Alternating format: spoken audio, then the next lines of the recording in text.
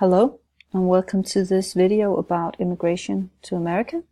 This video provides a timeline of immigration history in the United States. Before seeing this video, I would like to tell you that there are some reflection questions that I would like you to think about. I would like you to write your thoughts down so we can discuss them in our next lesson. So before you see this video, I would like you to think about what the difference is between an immigrant and a fugitive. During this video, I would like you to think about why America became the promised land and why so many immigrants moved there.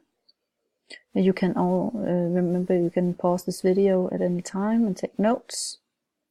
And after you've seen this video, I would like you to think about who the immigrants are today and if they're still going to America. So in the beginning, the first immigrants came over the Bering Strait on foot. Many of them came on foot because it was the Ice Age. This was 20,000 years ago. Some also came in small ships, paddle ships. These people became the Native Americans who lived alone amongst themselves for thousands of years. Around 1,000 years later, the Vikings came and discovered America. But the European immigration started in the 16th century with the Spanish colonization of America. In the 17th century, there were several thriving communities of immigrants. These were not only Europeans, but also slaves from Africa and the Caribbean. By the mid-18th century, the British colonies were dominating North America. Among that is New York City. From 1790 till 1820, this is after the War of Independence, where immigration had slowed down.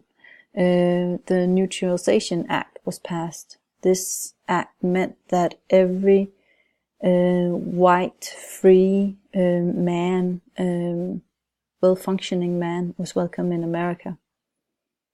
Then again in 1812 there was a war between the United States and Britain, which again resulted in a slowing down of immigration. But in 1814, when the war was over, immigration resumed in a record pace. This meant that major cities like New York was overwhelmed and challenged by immigrants.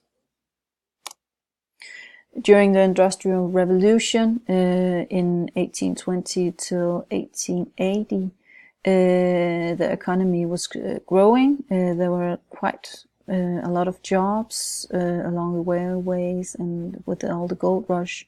So many immigrants came and were welcomed by the American people.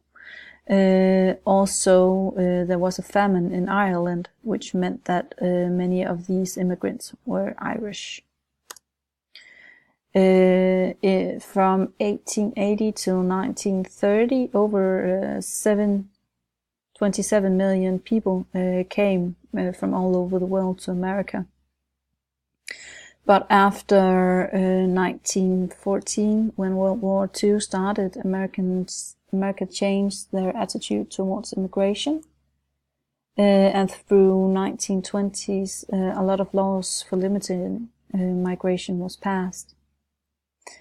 And in 1930 to 1965, many refugees who were persecuted by the Nazis was actually turned away when they tried to flee to America. And during the Great Depression, many immigrants were returned to the countries they came from against their will. In the early 60s, the Hart-Celler Act was passed. This meant that America would open up for immigrants from all continents, not only from Europe.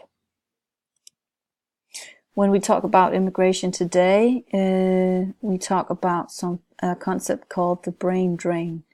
This means that America and many other countries, of course, welcomes professional immigrants. These are teachers and doctors and business owners. Meanwhile, the workers and the small people are not so welcomed.